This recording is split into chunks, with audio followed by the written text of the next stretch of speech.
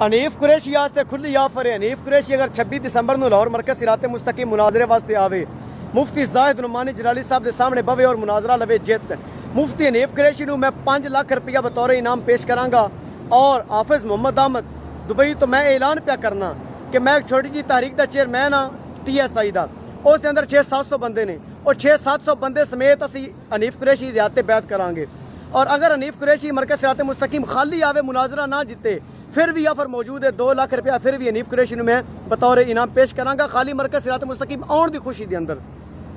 और अगली गल मैं करदा जावां नाल, हनीफ कुरैशी दा क्लिप सुनने चाहे है कि हनीफ कुरैशी दा मैं जलाली साहब नाल मुनाजरा करना, गंदी नस्ल दे चूड़िया बिगड़ता, इतना तो मैं डिग्गा समझिया नहीं सी है, इतना गिरिया है तू, इतना घटिया इंसान है तू। तेन हमेशा मुनाजरा उस टाइम सट मारदा कीड़ा मुनाजरे का कि जिस टाइम अगला बंदा या जेल च होवे तो या फिर अगला बंदा बीमार होवे, हॉस्पिटल के अंदर होवे, बोल भी ना सकता होवे।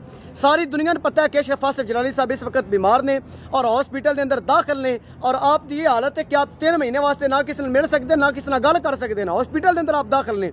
और उस वक्त तेन जनाब होर कोई नस्सण का तरीका नहीं लभ्या, तू ये तरीका इख्तियार कर लिया, तू मरकज़ सिरात मुस्तकीम आ, तू जेल हम ना समझ लाहौर समझ, तू मरकज़ सिरात मुस्तकीम आ और आके मुफ्ती ज़ाहिद नुमानी जलाली साहब दे नाल मुनाजरा कर। उन्हां दी हार जलाली साहब दी हार है, उन्हां दी जित जलाली साहब दी जित है, आके मुनाजरा जित। अगर तू मुनाजरा जित जावे बतौर इनाम 5 लाख भी पेश करांगा और तेरे हाथ 500 बंदे तो ज़्यादा बंदे लैके बैत भी करांगा।